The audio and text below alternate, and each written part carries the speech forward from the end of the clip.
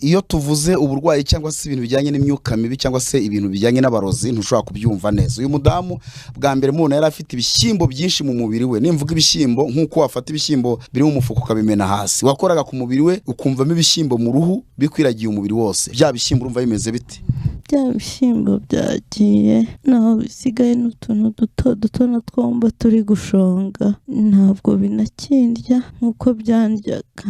Ubu kereka utuguru nyine kubera ukuntu twabaye nitwo tumbabaza, no mu rukenyerero ukamanura ibibero, aho ibyo bishyimbo ni ibintu bimeze nk'ibishaza byari biri, ariko rwose pe imbaraga z'amasengesho yabishongesheje. Ariko se bintu by'ibishyimbo kwa muganga ntabwo babibonaga? Umuntu yakoragaho gutya kumva umubiri wose byuzuyemo, ujya bwa mbere mukuraho nagize ubwoba. Ntabwo babibonaga, ntibigeze babibona. Nk'abantu baje kunsura bakambwira ngo ni imiti, bakagura pomade bakamasa.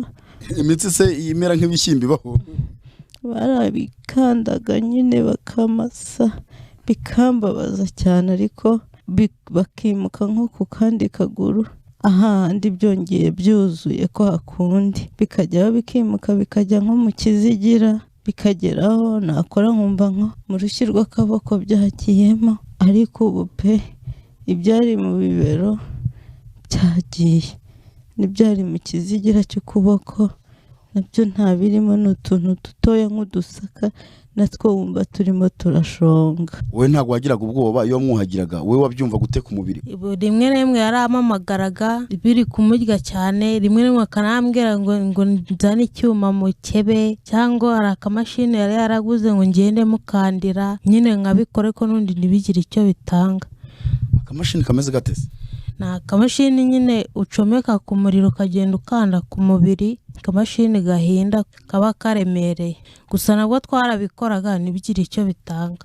Yananiwe rero, reka turekera ngo wakozeho wabyumvise. Kumva aho byari biri hose byagiye bivamo, naho bisigaye ni ducya n'utuntu duto, ubundi byarirundaga ukabona umubiri wabyimbye, ukabona nyine habaye hanini cyane, byagiye biba ibintu by'ibibumbe.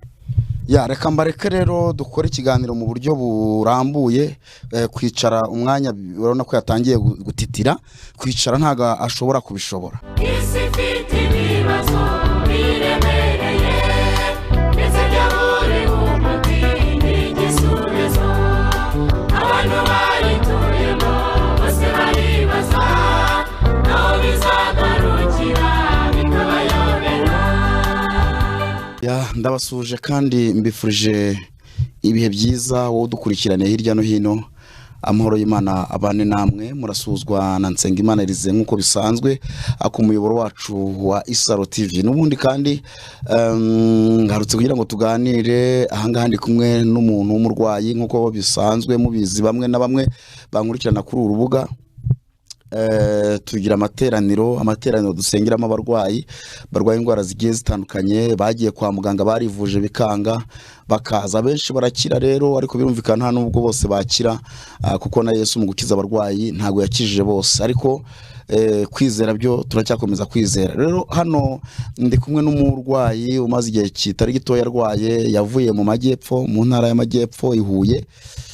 Aje ngo tumusengere, araza mu materaniro turamusengera, ntihagira impinduka zigaragara. Muharandevu ngo azaze kundeba musengere, ansange mu rugo musengere ko nabonaga arembye cyane. Araza rero tumaranye iminsi itatu, tumaranye iminsi 3 hano dusenga Imana, ariko nyuma yo kureba uburwayi bwe mu by'ukuri hari ibyahindutse, ntiyashoboraga ari buze kutubwira ibyahindutse ku mubiri we.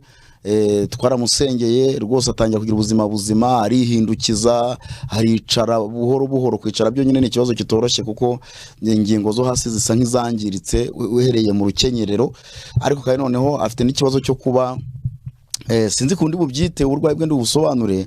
Yahoze anyereka amafoto ye nkabona ni umuntu yari muremure, ariko yaje kugenda aba mugufi bitewe n'uburyo inyama zo hasi zagiye zihinira mu mugongo cyangwa se no mu nda, ku buryo ku kibuno umurebye ugira ngo nta kibuno afite. Niyo mpamvu rero kwicara usanga ari ikibazo. Ku matako ye ukoraho kumva nta nyama ziriho rwose. ubwo rero yagiye kwa muganga ariko ntiyagiye mu bitaro, aratubwira impamvu atagiye kwa muganga. Rero natekereje ko mu by'ukuri agomba kujya kwa muganga nyuma yo gusenga. Imana ikoresha abaganga cyane, ndetse nk'ubu tuba twamusengeye byo byaba akarusho kurushaho.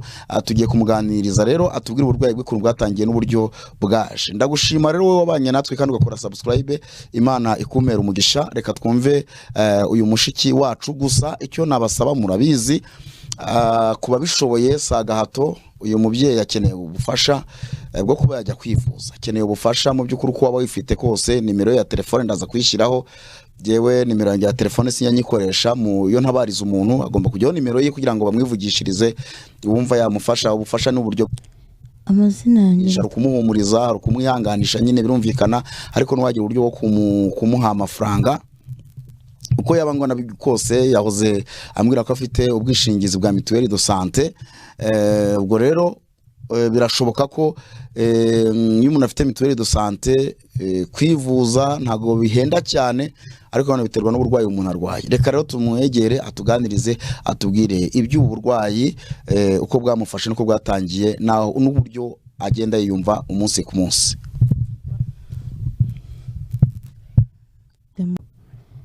Murenge n'uwa Tumba. Nanjye nitwa Mukeshimana Josephine. Uravuga cyane kugira ngo abantu bashe kumva. Amazina yanjye nitwa Mukeshimana Josephine. Naturutse mu karere ka Huye mu ntara y'Amajyepfo, Murenge n'uwa Tumba. Nafashwe n'uburwayi guhera 2021. Ngira akabazo k'akabyimba mu ibere, noneho ndivuza njya ku bitaro byo kaminuza, baransuzuma barambwira ngo harimo ikibyimba. Ndangije bahita bamatransfering i Kanombe barambaga mu kwa kane nko ku matariki 24 z'ukwa kane nibwo bambaza, bakabyimba bagakuramo, bampa iminsi 11 ko aribwo nzasubirayo kureba uko igisebe cyabaye. Ngiyeyo barambwira igisebe kimeze neza nta kibazo, ngo n'akabyimba bakuyemo ngo basanze nta kanseri gafite, ngo ahubwo ngo hari utundi twari twatangiye gushamikira mu kwaha, ngo tubasanze ngo dufite kanseri, ngo ubwo ngo baragomba guhita bongera bambage. Byabaye urgence, bambaga mu kwa gatanu ko kuri 16 z'ukwa gatanu barambaga, ndongera ndataha. Urumva ubwo byari ibisebe 2 munsi y'ibere no mu kwaha. Noneho nsubirayo mu kwa gatandatu mu matariki abanza, ngiye kureba ibya bisubizo ngo bamenye nimba ari kanseri, bayikonfirme ntangire mfata imiti. Ngiye barambwira ngo natwo basanze nta kibazo kirimo, ngo rwose nta kibazo mfite. Ubwo naratashye njya kwipfukisha i Huye kuko nari nasubiye mu rugo. Ubwo ngubwo mu kwa gatandatu hose, mu kwa karindwi mba muzima, nsubira mu kazi nakoraga. Nari umudozi nanacuruza utuntu, hanyuma akazi nkasubiramo, ndongera ndiyesitara ndebe ko naziba ibyuho by'amafaranga yose nari narakoresheje. Kumva inzu nabagamo narayikodeshaga, aho nkorera narakodeshaga abana. Noneho ndavuga reka nicare nongere nkore. Mu kwa karindwi hose ndakora, mu kwa munani bigeze mu kwa munani mfatwa no kumva umugongo wiborotse, ntambutse gato, umugongo uriboroka urandya cyane, biranyobera. Ndajya muri farumasi mfata mu tunini dukaruma baratuma, biranga. Ndikwega ngera mu nzu, njya mu gitanda. Bigeze mu gicuku n'ubundi numva nabaye nk'uwabaye paralisi. Nahamagaye abaturanyi banjyana ku bitaro bya kaminuza. Ngiye bampaye amakaruma habura n'imwe mfata, zose zikanga kumfata, izo banteye nguma kuribwa. Ndangije nibwo nahise nongera biba ngombwa ko nsubira i Kanombe. Nsubira Kanombe nca muri sikaneri, barangije barambwira ngo ntabwo bihagije, ngo ndajya guca n'umuriro wa Faisal.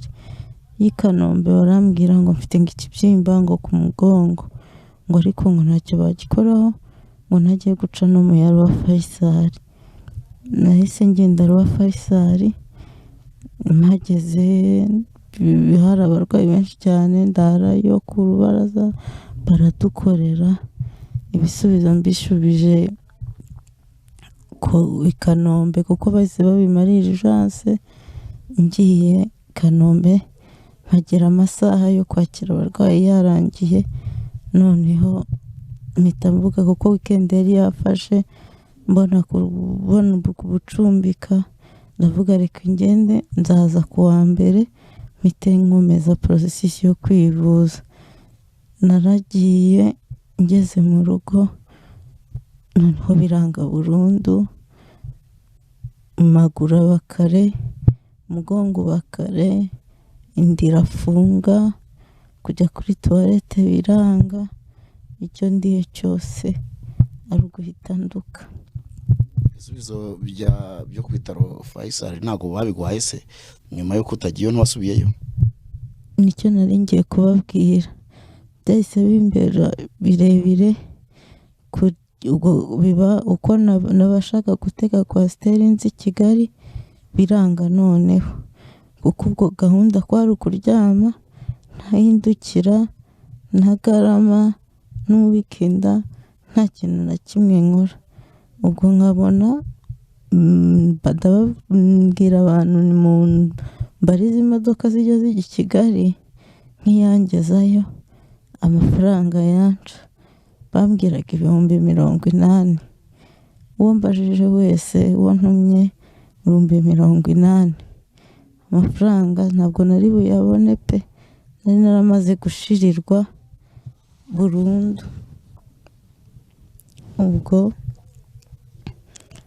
ndagumaho nkafata amakaruma, umwanya umwe bikoroha. Finaroma byagenze gute ibyo nyine? Finaroma cya Faisal narakibonye. Cya Faisal cyo cyaje kivuga ngo nta kibyimba mfite ku mugongo, ahubwo ngo imbavu nizo zavunitse. Ndangije ntangira kugira amakenga y'ibintu byihinduranya, kanseri irabuze, ikibyimba ku mugongo kirabuze, imbavu zavunitse, kandi ngahumeka neza, nkaba yewe byanoroha, nkaba naseka. Nkavuga nti se umuntu yaba yaravunitse imbavu agahumeka neza agaseka, nkanahagarara, nkabasha no kwegukaho, nkaba nahagarara ngiye nko muri dushe bakanerekera nk'amazi hejuru nkiyoza ibirenge, bakaba ari byo baza kunyoza. Ubwo ngubwo ndavuga nireka ngomeze ndwaze ndebe, mbonye n'ayo mafaranga nagira, kuko ubwo kugenda nagendaga nk'igiti, nakata bigasaba ko mbanza gukata, atari kwa kundi umuntu ashobora gukebuka nk'inyuma ari kugenda. Wavuga ko uri muremure, umuntu yarebye asanga inyama zawe zaragiye zitsindagira mu mugongo ku buryo hepfo nko ku kibuno usanga nta nyama ziriho.